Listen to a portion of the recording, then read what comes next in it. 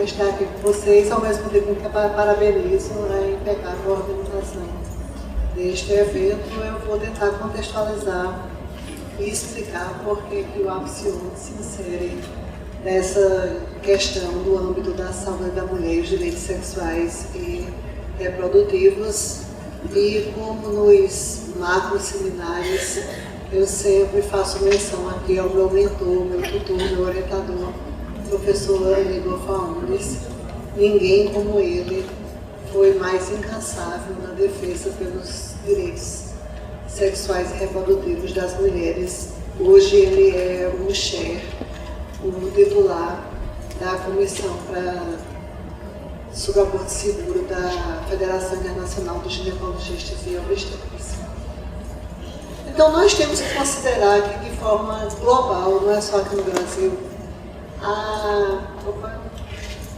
a atenção ao setor saúde da mulher mudou muito nos últimos 50 anos.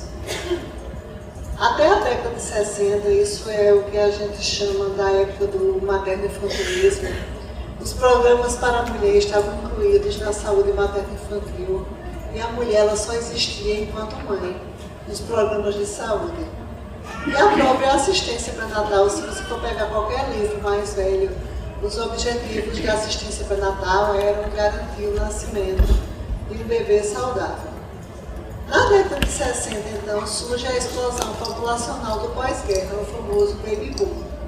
E grandes recursos foram aplicados em programas de planejamento familiar e as mulheres foram estimuladas a usar métodos anticoncepcionais. Só que esse grande estímulo e todo esse investimento em pesquisas e esse estímulo para as mulheres utilizarem métodos anticoncepcionais não era voltado para a saúde das mulheres. Era exatamente com o objetivo do que se convencionou chamar à época de controle da população, ou controle da natalidade.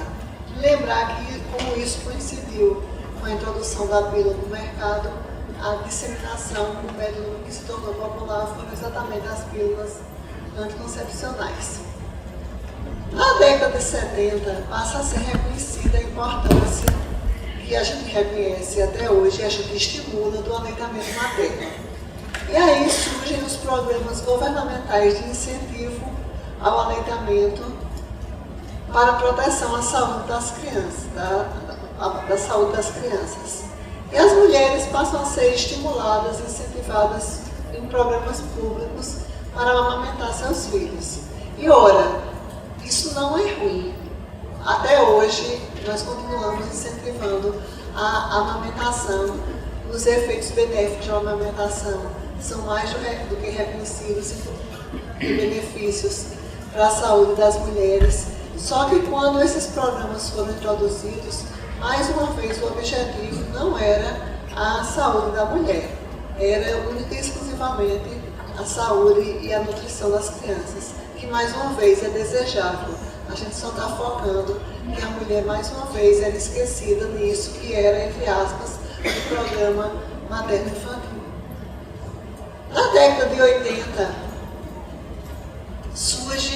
emerge o problema da AIDS. E aí, quando se descobre a transmissão vertical da doença, imediatamente os programas de saúde materno-infantil propõem o teste de HIV para todas as gestantes, o uso da terapia antirretroviral durante a gravidez e a cesariana programada com a finalidade de evitar a transmissão vertical. Por muito tempo, inclusive, em muitos lugares, mal o bebê acabava de nascer, se suspendia a terapia antirretroviral para a mãe. Então, o objetivo desse tratamento não era, como ainda não é, proteger a saúde da mãe, é evitar a contaminação do recém-nascido com o HIV.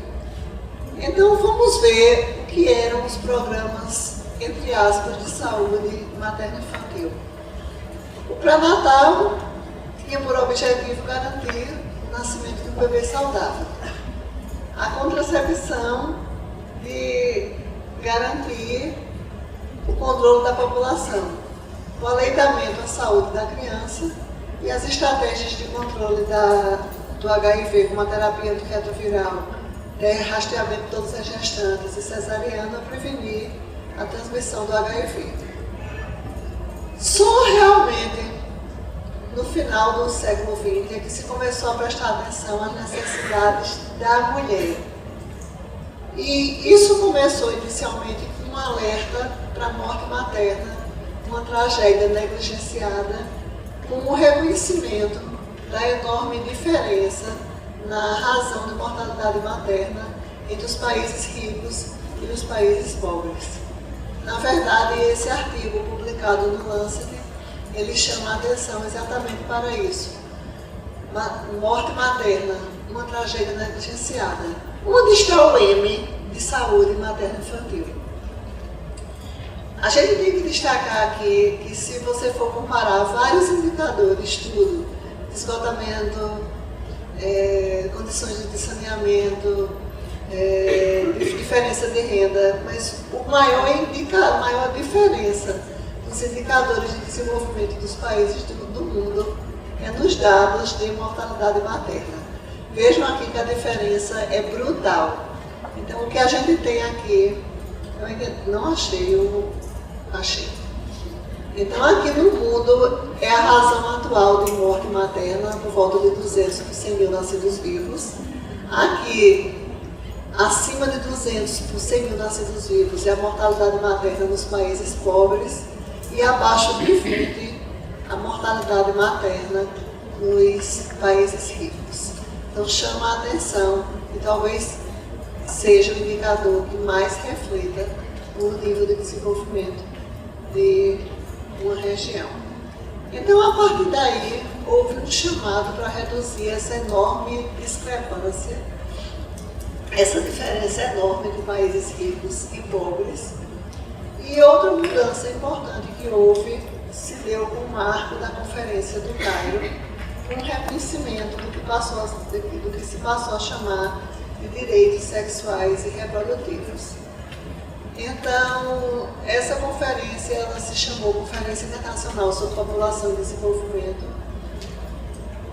e foi no Cairo e culminou num plano de ação em 1994 que foi ratificado por mais de 120 países, entre eles o Brasil, e que definiu como saúde reprodutiva que as pessoas possam ter uma vida sexual satisfatória e segura, que tenham a capacidade de se reproduzir, a liberdade de decidir se o desejam, quando e com que frequência. E implica no direito de homens e mulheres de serem informados e ter acesso a métodos de planejamento familiar seguros, efetivos, acessíveis e aceitáveis, assim como a outros métodos de regulação da fertilidade de sua escolha, que não estejam contra a lei local. E como está o respeito a esses direitos no Brasil e no mundo? Então, em geral, no final do século XX, a gente não estava mais lidando com o problema da explosão populacional. Na verdade, aqui no Brasil, a gente está com a taxa de natalidade até abaixo do que é necessário para a reposição populacional, que é de 2,1 filhos por casal, e a gente está menos do que isso, está 2 por casal. Então, o crescimento populacional estava sob controle. E aí cessou o interesse de financiar programas de contracepção, ao mesmo tempo em que as mulheres passaram a expressar suas necessidades por conta de seus projetos de vida, por conta do seu empoderamento. Elas passaram a expressar necessidades efetivas e seus desejos de um número menor de filhos. Por outro lado, a epidemia de AIDS, e claro que ela merecia atenção, a gente não está dizendo que ela não merecia atenção, mas muito enfoque foi dado à epidemia de AIDS e isso colocou em segundo plano os cuidados em saúde reprodutiva. E apenas a mortalidade materna continuou recebendo a devida atenção. Aqui mesmo no Brasil, as necessidades das mulheres de anticoncepção são menos consideradas. elas têm menos acesso à anticoncepção. A gente ainda tem um viés muito grande de que as mulheres ou são ligadas, ou têm ligadura tubular, ou estão tomando pílulas. O acesso a outros métodos é muito pouco, principalmente aos LARC, que são os métodos contraceptivos reversíveis de longa duração. E ao mesmo tempo, para entrar já um pouco na óptica do Apcion, a autonomia feminina, empoderamento dos movimentos sociais e as evidências dentro do paradigma da medicina baseada em evidências levou à exigência de mudanças no paradigma de assistência ao parto, que é o que nós vamos falar. Vai ser a nossa apresentação seguinte. Então é importantíssimo considerar as necessidades contraceptivas das mulheres.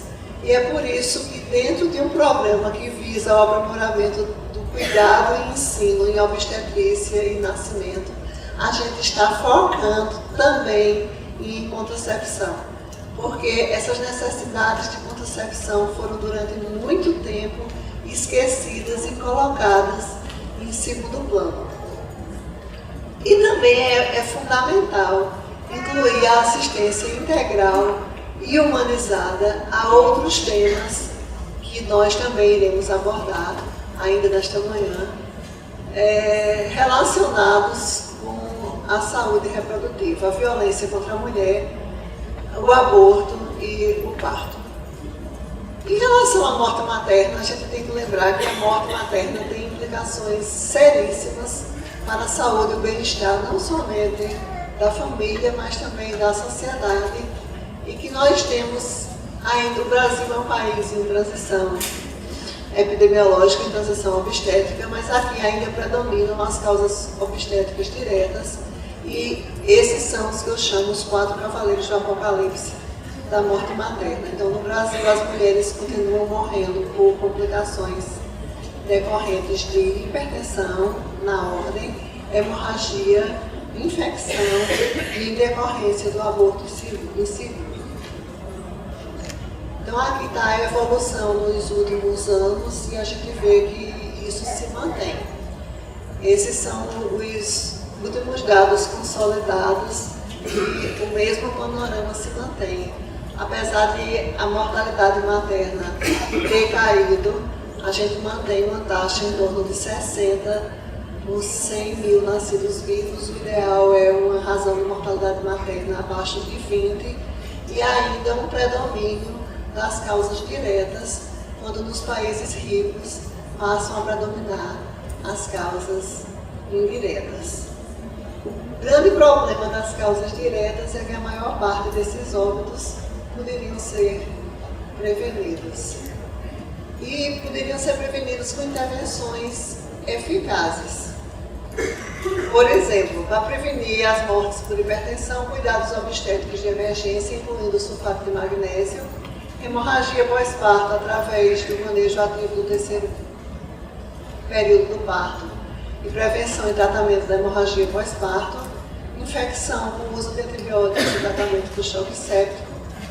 E, em relação às complicações do aborto seguro, a gente entra novamente no problema da contracepção, porque a outra estratégia seria realmente, para evitar as complicações do aborto seguro, legalizar o aborto. E, no impedimento temporário de não legalização, garantir também o acesso pleno e total ao abortamento das situações em que ele é previsto por lei, porque a gente sabe que nem sempre está garantido às mulheres. Mas aí a gente volta novamente ao assunto da contracepção. A contracepção tem tudo a ver com morte materna. Porque a contracepção permite evitar a gravidez entre mulheres com alto risco, permite evitar gestações indesejadas que podem levar a abortos, com risco potencial de aborto inseguro. E a gente chama a atenção que, inclusive no pós-parto imediato, condições crônicas e história de complicações já podem ser identificadas. e que nesse período todas as mulheres têm direito de receber informação, de ter acesso à contracepção no pós-parto, e deveriam todas as mulheres. Então aqui eu vi que vocês têm 1.200 e tantos partos por ano, então vamos nos perguntar, essas mulheres estão recebendo alta com orientação contraceptiva e vigência de algum método contraceptivo? Isso é muito importante, porque é a questão da oportunidade perdida. No momento em que a usuária procura o serviço de saúde, nesse momento do parto, ele é fundamental para a prescrição de algum método contraceptivo. Então, como evitar gestações não planejadas e não desejadas? Eu falei de contracepção, mas a gente tem que ver que há uma amálgama de intervenções propostas. A educação em sexualidade responsável, o acesso à informação em serviços de anticoncepção de alta eficácia, incluindo a disponibilidade dos LARC, que são os métodos, como eu já falei, contraceptivos de alta efetividade e que incluem o DIU, os implantes,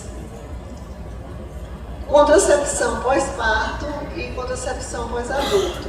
E é impressionante como esses LARC, eles são subutilizados e realmente, apesar do Ministério ter distribuído o DIU por todo o Brasil, a gente não tem ideia do que aconteceu efetivamente com os DIU. Há muitos obstáculos nas unidades de saúde para a introdução do DIU, muita burocracia com exigências desnecessárias para a colocação do DIU. E é hora, mais do que nunca, de a gente reforçar que o DIU tem um papel muito importante na contracepção pós-parto, embora, claro, que outras estratégias possam também ser utilizadas. Então é muito importante, é bastante óbvio, mas não custa reforçar que se a gente quer reduzir a mortalidade materna por aborto, a gente tem que garantir contracepção, porque quanto mais mulheres se usam de contracepção, menores as taxas de aborto. E esse momento do parto, eu quero reforçar um achado da pesquisa Nascer no Brasil, que é muito importante. Vejam só, a Nascer no Brasil, que foi publicada em 2014, entrevistou mulheres entre 2011 e 2012 e verificou que, entrevistando mulheres puérperas, mulheres com bebê ao lado, 55% delas referiram que não tinham planejado a gravidez. Isso é muito sério. Se mulheres que estavam com o bebê ao lado disseram que não tinham planejado a gravidez, imagine se tivessem sido entrevistadas mulheres que tinham tido abortamentos. E em torno de 10% ainda se mantinham insatisfeitas com a gravidez no período pós-parto.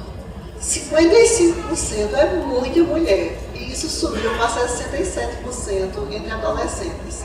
Então, se você dá alta para essas mulheres sem orientação contraceptiva, sem iniciar um método anticoncepcional, ou acetato de hidroxiprogesterona injetável, ou a minipílula, ou o DIU, e o Ministério disponibiliza isso daí, e todos os programas ABSION vão ser contemplados nesse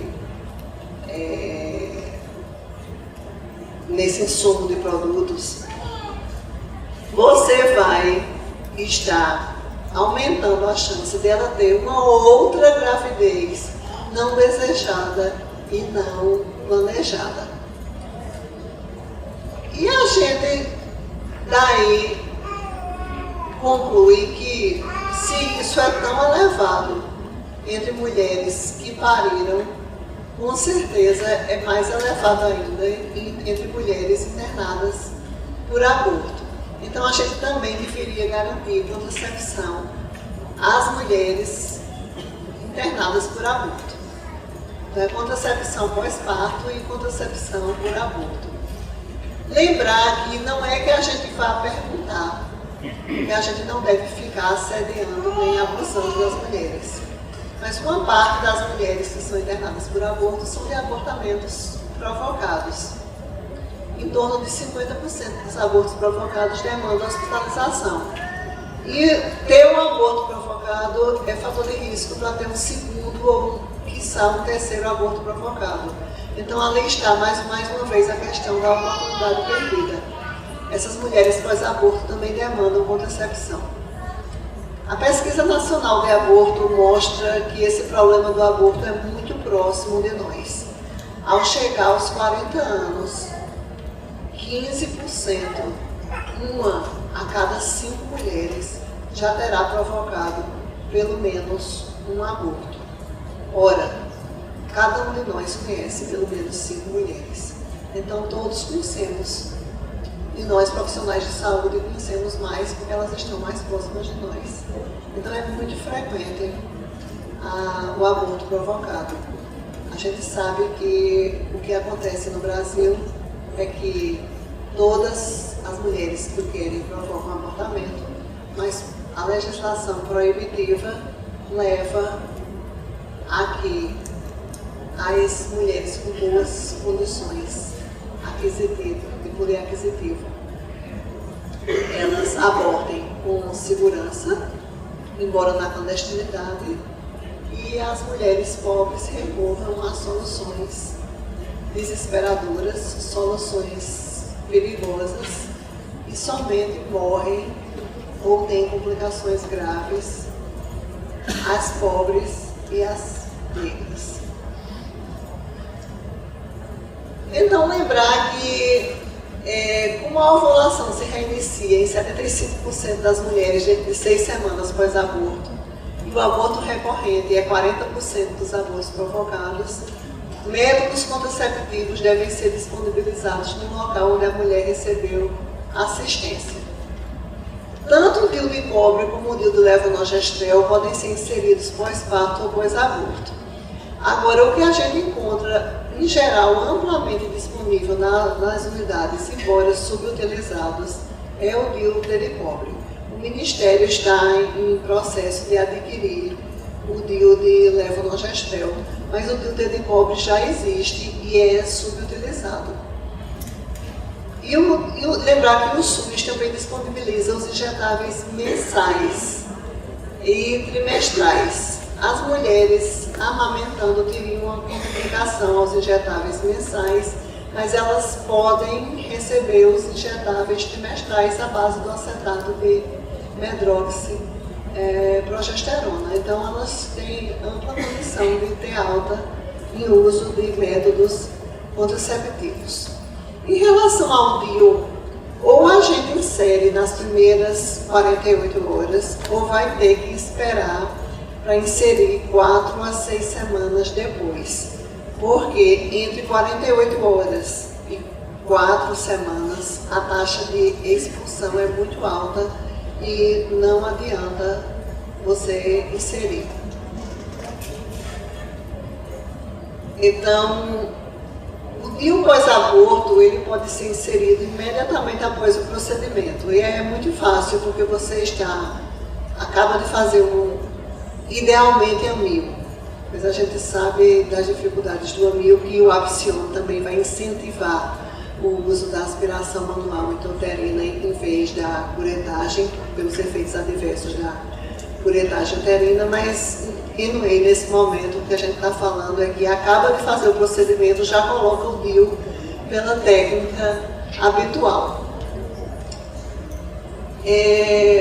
O único problema do DIU pós-parto não é bem um problema, é que a gente tem que aconselhar a mulher, e esse aconselhamento ele deve começar desde a atenção básica, mas também deve ser realizado durante a internação hospitalar. A qualquer momento deve-se falar dos riscos, benefícios e da taxa de expulsão. Então, a taxa de expulsão é a principal diferença da inserção do DIU pós-parto para a inserção de intervalo. Mas, em compensação, as mulheres que colocam pós-parto as evidências demonstram que elas têm maior chance de continuar usando o método com 6 e com 12 meses do que aquelas que colocaram fora do ciclo gravídico corporal. Então, realmente, é bem interessante a inserção pós-parto. A taxa de expulsão, ela aumenta com a inserção pós-parto, mas é um aumento de 5%, que seria a taxa basal, para 10%, o que não é tão grande, desde que seja inserido nas primeiras 48 horas. É necessária a capacitação da equipe e a técnica pode ser manual ou com o uso da pinça-coração.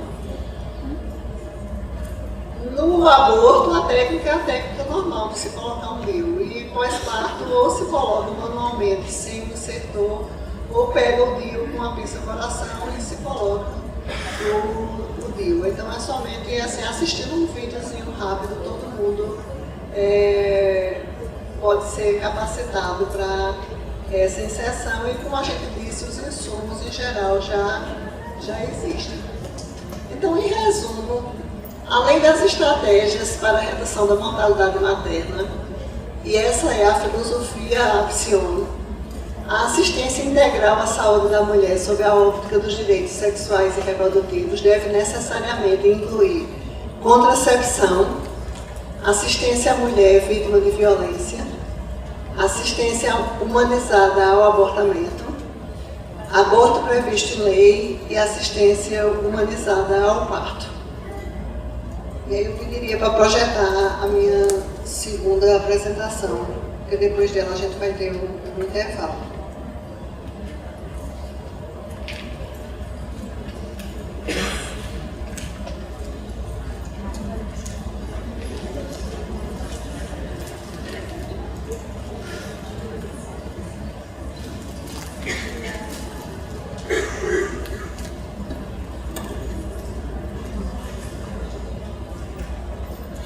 Bem, então, como a gente já falava, no final do século XX para o começo do século XXI, a gente começa a ver a assistência ao parto sob o viés de um novo paradigma.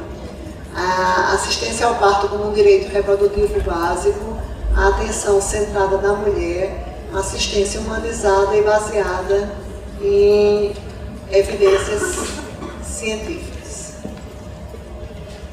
Então, um breve histórico. O século XX ele traz um movimento que foi inédito e que mudou radicalmente o paradigma do que vinha sendo a assistência ao parto nos séculos precedentes, que foi a hospitalização do parto. Então, para vocês terem uma ideia, em 1900, apenas 5% dos partos nos Estados Unidos eram hospitalares. E em 1940, 75% dos partos passaram a ser hospitalares. Isso coincidiu com inegáveis avanços na assistência obstétrica que vieram a salvar vidas. A introdução dos antibióticos, fantástica, transfusão de sangue, veio realmente evitar muitos dos óbitos por hemorragia pós-parto. Drogas e intervenções para hipertensão, a qual a gente tem que agradecer, porque é impossível, sem sulfato de magnésio, deter as mortes maternas por hipertensão. Técnicas anestésicas e cirúrgicas que tornaram a cesariana um procedimento cirúrgico, aliado à antibiótico profilaxia. Cesariana passou a ser realmente um procedimento bem mais cirúrgico, bem mais seguro. Lembrar que no século XIX, fazer uma cesariana equivalia a praticamente condenar a mulher à morte, tanto é que quando o povo propôs a cesariana esterectomia foi para evitar os índices elevadíssimos de infecção. Porém, no momento em que a mulher foi hospitalizada e seguindo aquelas regras rígidas de hospitalização dos primórdios do século XX, a mulher hospitalizada ela se transforma em paciente E aí ela passa a ser submetida a uma série de procedimentos, ritos e rituais que foram introduzidos sem nenhuma evidência, como a episiotomia, um aumento progressivo de intervenções que caracterizam um modelo tecnocrático. Então a gente reconhece que isso foi um movimento que aconteceu, que trouxe alguns avanços, por um lado, pela coincidência com a introdução dessas intervenções de fato salvadoras, mas que, por outro lado, veio introduzir elementos estranhos. As mulheres pariam em casa, apoiadas por suas amigas, por suas familiares, na posição em que elas se sentiam mais confortáveis e seguras, e de repente elas se movem para um hospital, e aí elas passam a ser caracterizadas como pacientes, e uma série de intervenções são introduzidas, e mais uma vez eu reforço, elas são introduzidas sem nenhuma evidência de sua efetividade e sua segurança. Então essas intervenções sem comprovação, de forma rotineira, como jejum durante o trabalho de parto, não permitir a movimentação, a raspagem dos pelos, a amniotomia de rotina, a ocitocina de rotina, a amniotomia de rotina, e também rotinas para o recém-nascido, acresce-se o aumento de parto instrumental, taxas bem elevadas, principalmente naquela época de fósseis, e também o aumento da cesariana. Com o tempo a gente vai ver que surge o que a gente chama de cascata das intervenções. A internação precoce leva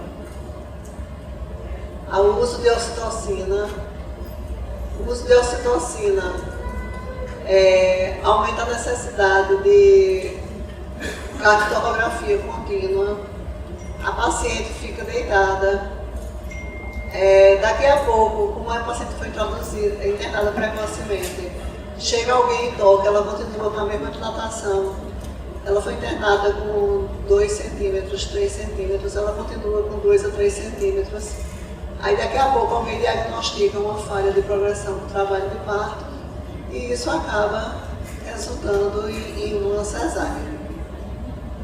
Então essa é a famosa cascata de intervenções que é muito bem conhecida e é por isso que as evidências mais recentes, apoiadas pela OMS, propõem que uma das intervenções que a gente faça sejam intervenções para adiar essa internação, que ela seja feita somente na fase ativa do trabalho de parto. Ao mesmo tempo, nós temos uma hipervalorização dos problemas.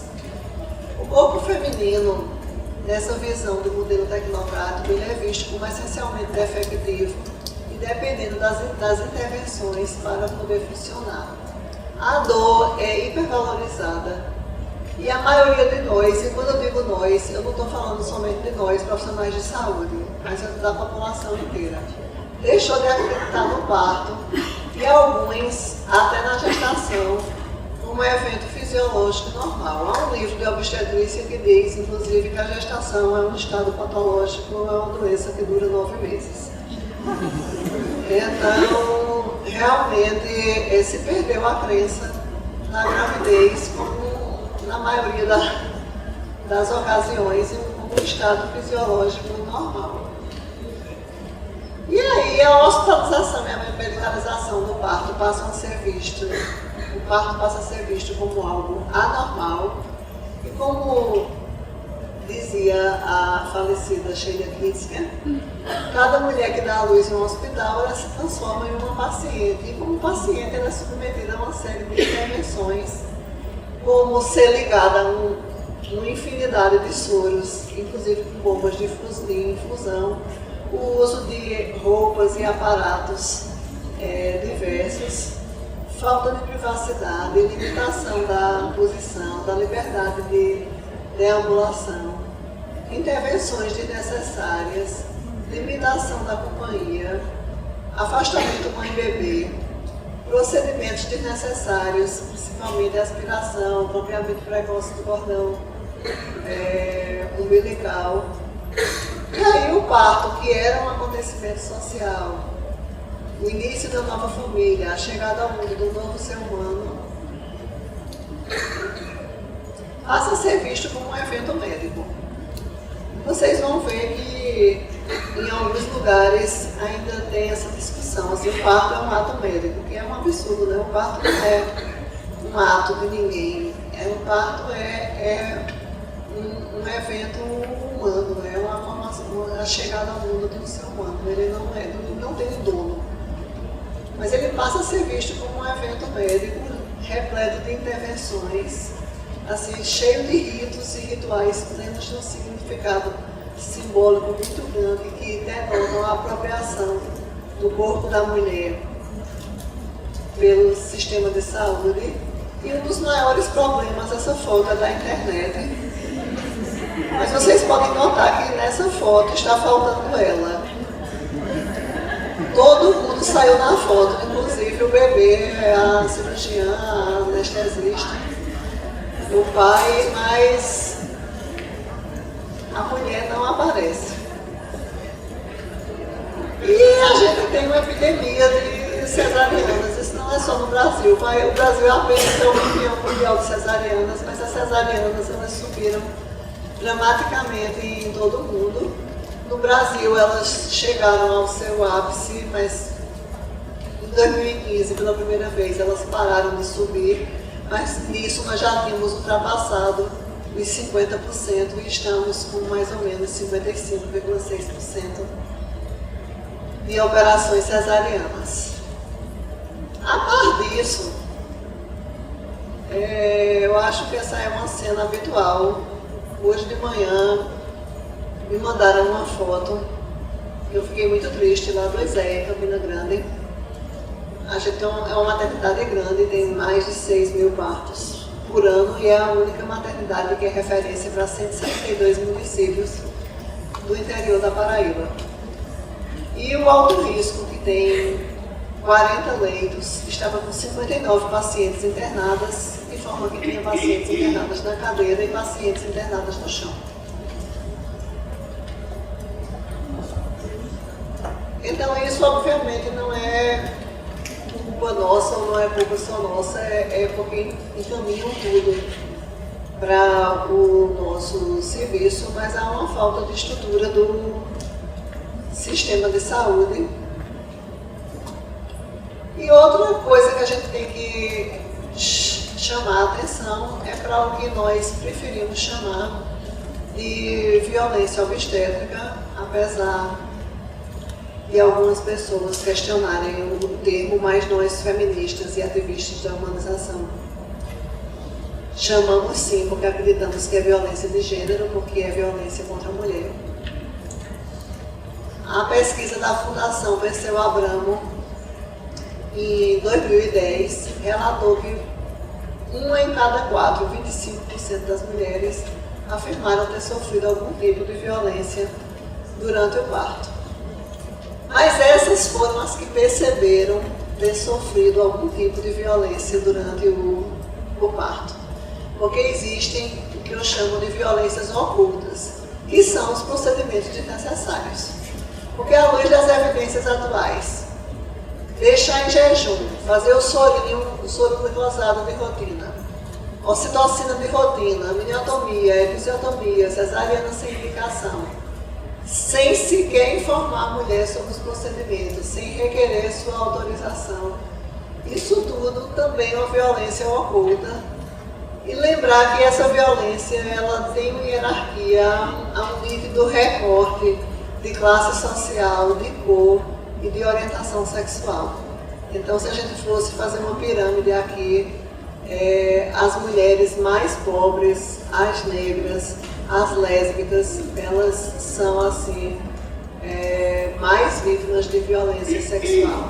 A violência sexual ela tem múltiplas faces, nenhuma mulher está imune, mas existe um recorte nisso daí. Há mulheres que são mais vulneráveis à violência obstétrica. Enquanto no setor privado a violência obstétrica mais comum é a cesariana sem indicação, sob falsos pretextos, no SUS são os partos violentos e que as intervenções desnecessárias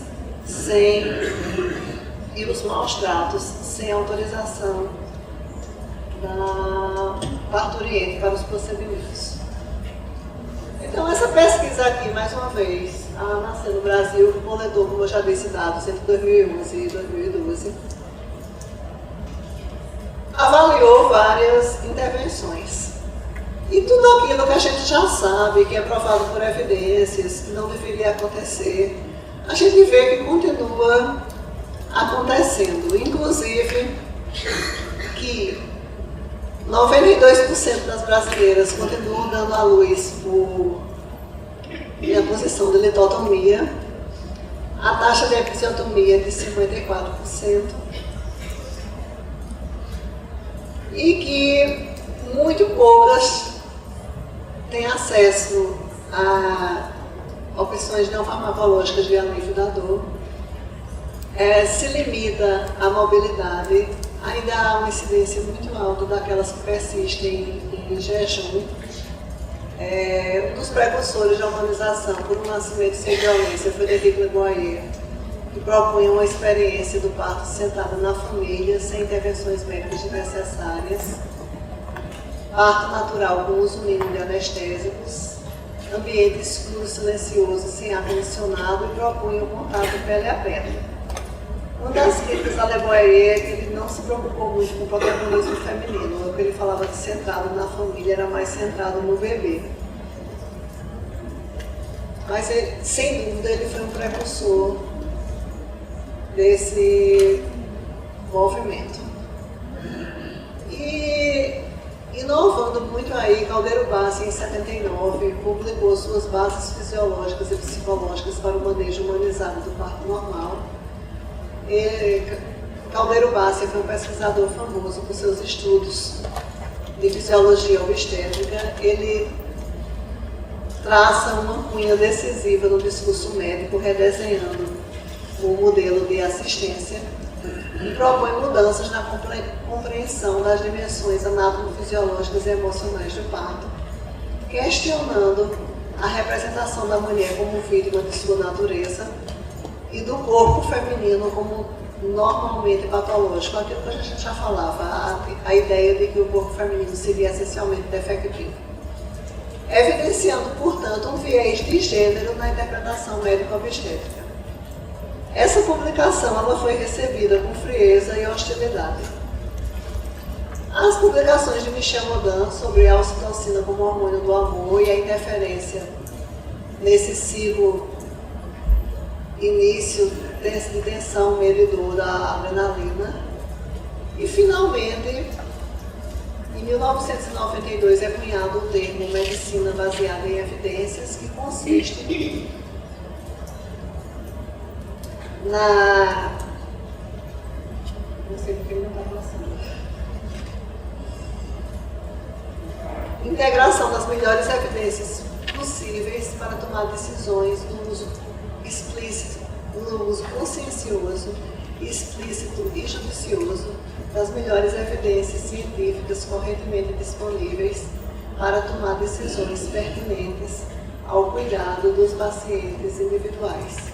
A MBE consiste em integrar a melhor evidência disponível com a experiência e o julgamento dos médicos, no caso dos profissionais de saúde, porque da medicina isso migrou para todas as áreas de saúde, e com as características e as expectativas dos pacientes.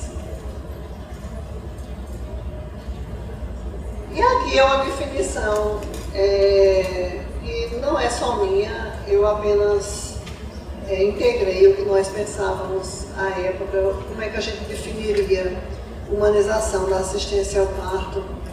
É um tripé, a integração harmoniosa de 3 pilares. Reconhecer o parto, que é um evento integrativo, transdisciplinar, biopsicossocial e espiritual, e não um ato médico. Uma vinculação estreita com a medicina baseada em evidências, no sentido de que a gente só deve adotar práticas e procedimentos com comprovação científica de sua efetividade e segurança na assistência ao parto, Então é claro que vão haver práticas e procedimentos necessários, práticas e procedimentos efetivos, mas a gente só deve introduzir essas práticas e procedimentos se houver uma evidência sólida para isso. E uma assistência centrada nas mulheres, resgatando-se, retomando-se o protagonismo feminino no parto. E aí, em relação às evidências científicas, eu fico muito satisfeita de ver que a cada dia, cada evidência que sai, cada estudo que sai, vem corroborar o que as mulheres, o que as famílias, o que nossos precursores já clamavam há tanto tempo e eram muitas vezes ridicularizados, alvo de zombaria em muitos lugares do mundo e em muitos lugares do Brasil. Os pioneiros foram alvo de críticas acerbas e de perseguição até. E essa música de Lenine, que é para a ecologia, também vale muito para essa questão da humanização da assistência ao parto, quando ele diz: éramos os poetas loucos e místicos, éramos tudo que não era são. Hoje são, com dados estatísticos, os cientistas que nos dão razão. Então a gente tem desde 96 a publicação inicial da OMS, que foi traduzida e divulgada aqui no Brasil, as recomendações iniciais do Ministério da Saúde de 2001, a Rede Cegonha, e aqui no Brasil, nós mulheres também fomos à rua. Em 2012 tivemos duas marchas históricas, né? Uma delas foi a marcha pela humanização da assistência ao parto. E também tivemos, ano passado, a publicação das diretrizes nacionais de assistência ao parto normal, que todo mundo pode acessar, estão de domínio público, é só clicar no PDF e imprimir. Essas diretrizes, o processo de elaboração está bem claro, foi amplamente divulgado. Teve um grupo elaborador multidisciplinar com representantes não somente de especialistas, mas de diversas sociedades, conselhos, representantes das usuárias. E eu faço referência aqui ao nosso coordenador do grupo elaborador. Eu tive a oportunidade de trabalhar com ele, o nosso João Batista, que está aqui, que vai falar à tarde com vocês. E quentinho, recém saído do forno, dia 15 de fevereiro de 2018, a OMS, já fazia tempo que a gente esperava, né, porque o último guideline tinha sido de 1996, a OMS publicou as suas novas diretrizes, que mudam muito pouco, mas que estão assim ancoradas em, digamos, dessa vez, em evidências científicas mais sólidas. Foi um processo de elaboração mais sólido, mas que diverge muito pouco das nossas diretrizes de assistência ao parto normal, mas que também vocês podem baixar, também é de domínio público, basta colocar WHO Intrapartum Care, que vocês conseguem acesso a essas diretrizes de assistência ao parto. Aqui está o link. Eu coloco essas minhas aulas à disposição, viu, gente? Quem quiser pode copiar, porque basta você clicar aqui que você entra no site e baixa as diretrizes da OMS. Eu tive a honra de fazer parte do conselho, do grupo de desenvolvimento do Guideline. Também é uma publicação muito bacana. E aí, vamos falar um pouco sobre local do parto. O parto pode acontecer em vários contextos. Aqui seriam suítes PPP mais sofisticadas.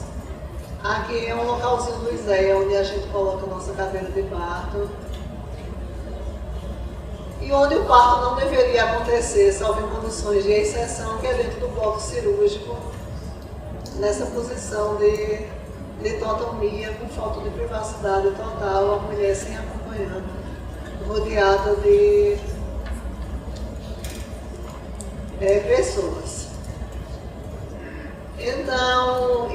uma evidência científica sólida que esses locais de parto alternativos, de base institucional, nos centros de parto normal, as suítes PPP, elas têm vantagens nítidas em relação aos locais tradicionais, à sala de parto. Tanto é que a gente não deveria mais falar em sala de parto, né? Algum lugar que tem sala de parto está precisando de uma boa reforma. Então, sala de parto, centro cirúrgico, a gente já tem evidência científica sólida dos benefícios dos outros locais de parto. E realmente essa é a recomendação de nossa diretriz de assistência ao parto. Profissional que assiste ao parto. Pode ser o médico obstetra, o médico da família que faz capacitação em obstetrícia, a enfermeira obstetra e a obstetriz. A assistência ao parto deve ser prestada por profissionais capacitados, sim, porque quanto maior o número de partos assistidos por profissionais qualificados, menor a mortalidade materna. E há uma evidência sólida de uma revisão sistemática da Cochrane que demonstra que um modelo, inclusive, diferente, né, liderado por midwives, que são as obstetrizes, ele tem vantagens, inclusive de diminuir o número de intervenções e diminuir o risco de perda fetal abaixo de 24 semanas, diminuir o parto prematuro.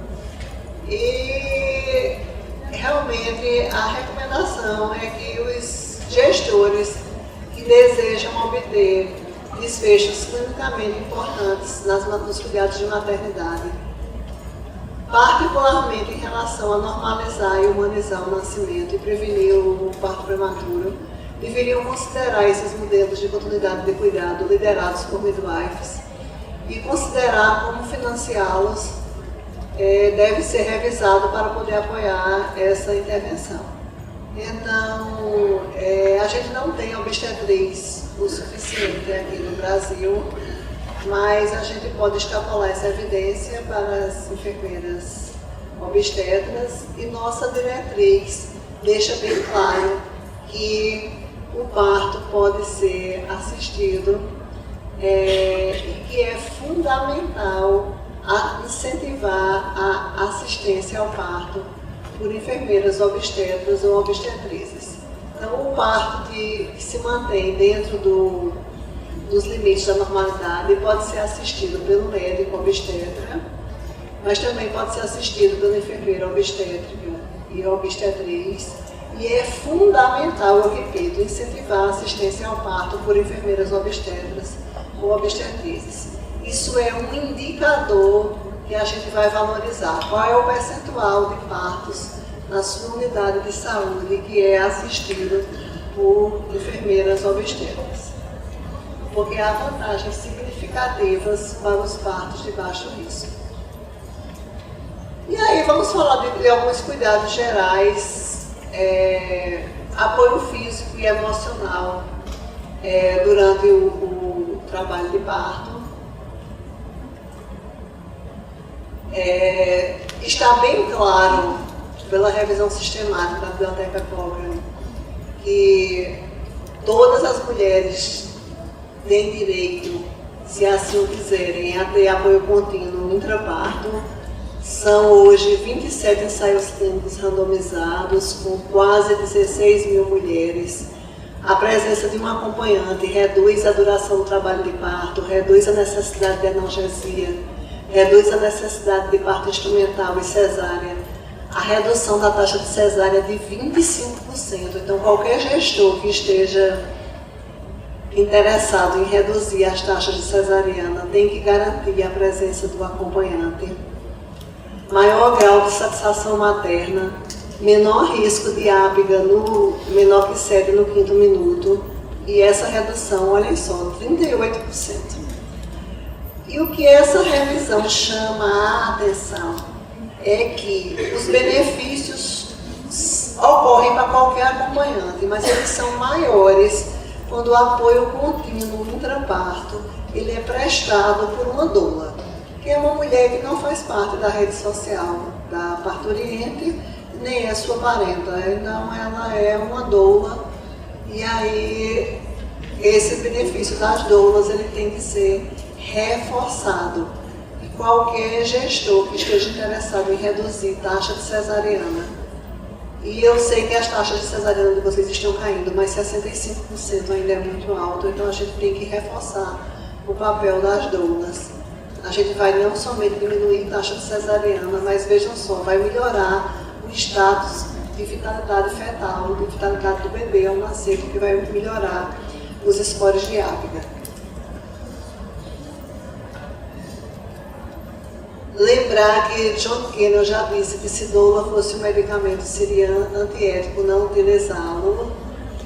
E a diretriz da OMS, eu reportei muito poucas, porque são 56 recomendações, e isso iria estender infinitamente essa aula. Ela recomenda fortemente uma companhia de escolha, e para vocês não pensarem que é só aqui no Brasil, o grupo de desenvolvimento do Guideline notou que os países e os gestores, muitas vezes, aliás, assim, aqui é quase sempre, estão relutantes em implementar essa intervenção na prática clínica, que já está disponível essa intervenção há muitos anos. Então, esforços adicionais são necessários para encorajar a implementação dessa intervenção nos vários níveis de cuidados de saúde. Então, vamos fazer um esforço adicional, onde não tem doula, tem que ter, desde que a mulher assim o deseje. E só mostrando que não é um problema, né, é só do Brasil. Foi feita uma recomendação adicional aqui pela OMS. Então, sobre as intervenções, não se deve fazer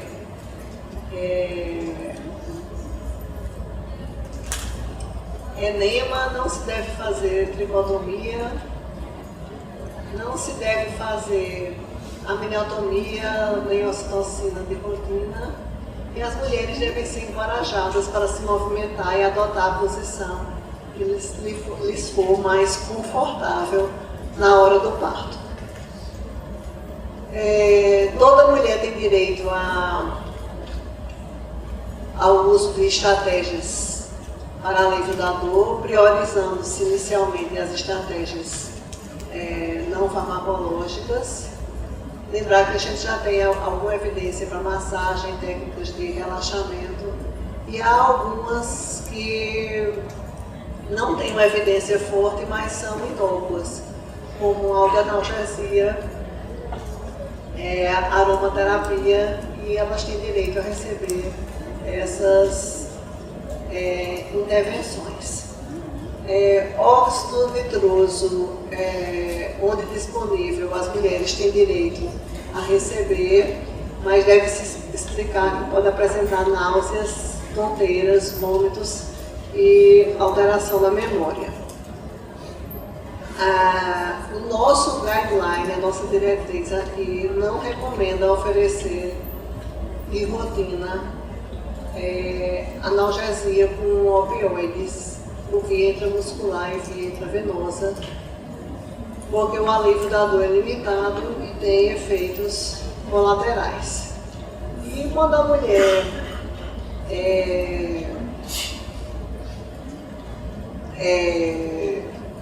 tem indicação, quando a mulher prefere, esgotados os métodos não farmacológicos, a mulher que está com fortes dores, a disponibilidade, deve haver disponibilidade de anestesia regional, a peitoral contínua ou bloqueio combinado, ou devem ser oferecidos para alívio da dor, e tem assim, a diretriz é bem minuciosa, explicando o passo a passo para a analgesia de parto, que deve ser feita com a menor dose possível do anestésico local para evitar o bloqueio motor, porque o interessante é que a mulher mantenha a mobilidade para poder seguir as outras recomendações, para que ela possa, inclusive, parir na posição que ela o desejar, e não na posição de litotomia.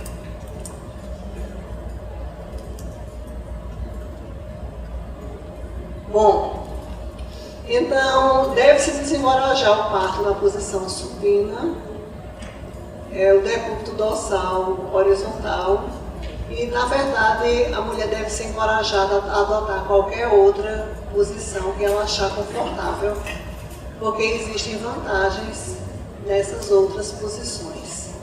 E não realizar episiotomia de rotina. As estratégias de proteção perineal incluem compressas mornas, mãos sobre ou mãos prontas. Hands-on. Então, aqui a gente só para mostrar que a gente contraindica a posição de litotomia ou qualquer outra forma de posição supina ou semi-supina, e existem diversas outras modalidades que permitem o parto sentada, o parto de cócoras, o parto em posição de joelhos, o parto de cócoras na água, o parto em posição de quatro apoios. Aqui não está demonstrado, mas o parto em posição lateral, que inclusive diminui a taxa de lacerações. E o guideline da OMS diz que, apesar de esses dispositivos, a cama PPP, a cadeira de parto, a banqueta de parto ajudarem, mas na verdade nenhum equipamento é imprescindível para um parto em posição não supina. Basta o desejo e a vontade da mulher. Essa é a cadeira de parto que a gente usa lá no ISEA, que foi feita especialmente para nós, por uma estudante e depois mestranda de desenho industrial. Algumas das estratégias de proteção perineal, aqui o modelo hands-off. E finalmente a episiotomia, que não deve ser realizada de rotina. A OMS diz que, nesse último guideline, não recomenda qualquer taxa de episiotomia. E ela diz claramente que prefere dizer que não há indicação de episiotomia de rotina do que dizer que deve ser adotada uma prática de episiotomia restritiva, porque a OMS reconhece que não há evidências clínicas corroborando qualquer indicação de episiotomia. Então, as taxas devem ser monitoradas e os serviços devem evitar todos os esforços para reduzi-las. Um antigo consultor da OMS, já falecido, ele já chamava a episiotomia de rotina de uma verdadeira mutilação genital feminina.